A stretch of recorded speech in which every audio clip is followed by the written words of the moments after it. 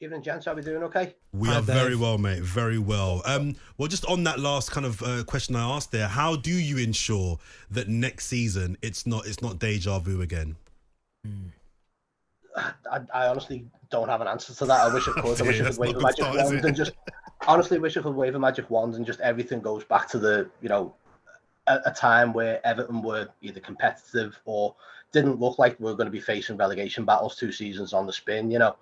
I think we saw what happened last season with Lampard leaving the club, with being sacked, and was sacked far too late in the day for Sean Dyche to put any kind of real spin on the side. Which if he'd have been gone probably January, he'd have probably been given more of an opportunity and probably would have been a little bit more comfortable rather than leaving it to the death of the last day against Bournemouth.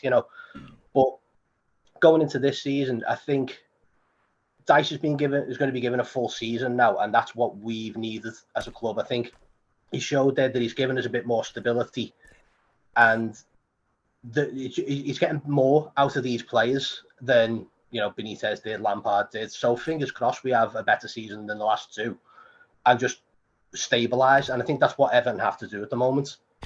Yeah, Dave, obviously I played there many times and it's not a very nice place to go for the away teams, Goodison Park. It's hostile and everything's Especially on top for a of Liverpool you. player.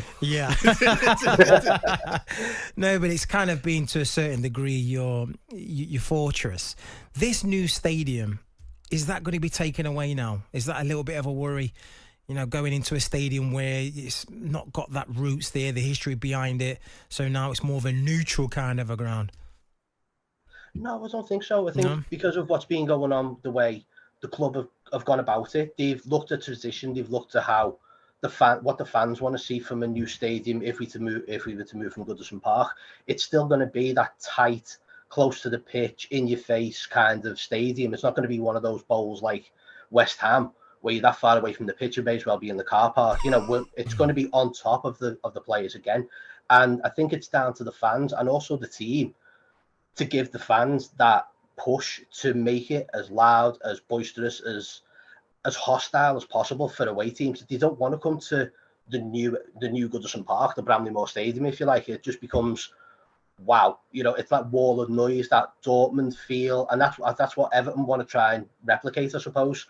But again, what you're saying there is there going to be a team there that pushes this team, that pushes the fans, that pushes the stadium, that makes the stadium worthwhile to the club? And we've got a lot of work to do to get where we need to be. Dave, there's a lot of talk around the future of Jordan Pickford and him potentially being moved on, needing to be moved on because of FFP regulations and rules. Is that something that you're hearing is more likely than not to happen? And how big a blow would that be for your club? I think we've been quite grateful that one, he signed a new deal with the club that gives us a bit more sway in the transfer window if Jordan was to leave.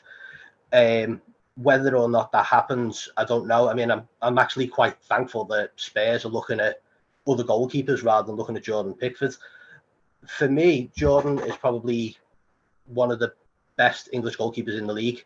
I know we've got Pope and you've got Ramsdale, but I think looking with Pickford, he probably does need to be in a bigger side than Everton, a better side than Everton, to truly probably be respected in the Premier League as well. He gets a lot of stick for his antics and things like that. For me, Jordan Pickford has saved this club over the last 2 seasons. I think without him, we'd have been gone last season. And if we lose him, I think it's one of those things. It's like losing Richarlison. He goes with our best wishes. He owes Everton nothing, but we owe him everything. Yeah, he is very important for yourselves and some of the saves that he's kept you in the games and probably in the season and in the league last season. But also I want to talk about Calvert-Lewin, if you get him fit, how important he can be, because you saw him, how important it was in the game against Brighton, how good you were. So the thing is, Dave, you have got the players to put his own performances, but we just haven't been seeing him. But if you'd be able to keep Calvert-Lewin fit, I'm surely you should be going into this season thinking, right, let's just do right what we did do last season. Let's not make the same mistakes again and have a better season.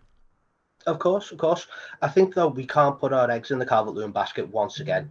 I think we were burnt far too much last season where, 80% of games we didn't have a recognised striker on the pitch that was going to give us goals, that was going to be a creative, that was going to give us that kind of push that we sorely lacked. I want to see Calvert-Lewin fit. I'm sure every Evertonian does as well. But I also think that we need to have someone in there with him now. And I think the main impetus on Everton now is to go out and buy a striker, one that either replaces Calvert-Lewin or is cover for Calvert-Lewin. But I think it's more going to be the first one. It's going to be he needs to replace Calvert-Lewin, because I don't think he's going to be available for 60% of the season. I think he's going to struggle again. We're coming up to nearly 2 years where he's barely played a full season, and that's got to take a lot out of him, either physically and mentally as well. And I'm sure he doesn't want to be on the sidelines. He doesn't want to be on. He wants to be on the pitch, like you say. You saw that against Brighton, what he's capable of. He played against Arsenal and Sean Dyche's first game, and made the difference, and was that talent and that outlet that we've lacked all season. And I think if we did have Calvert-Lewin, the same with having Pickford in all season, we wouldn't have been in that situation this season at all. But that goes down to the board and goes down to the owner. We need firepower. We need investment. We need something in there now that's going to say, okay, this is the new Everton. This is Sean Dyche's Everton. This is his strike force. This is his midfield. This is his defence, and we have to back him.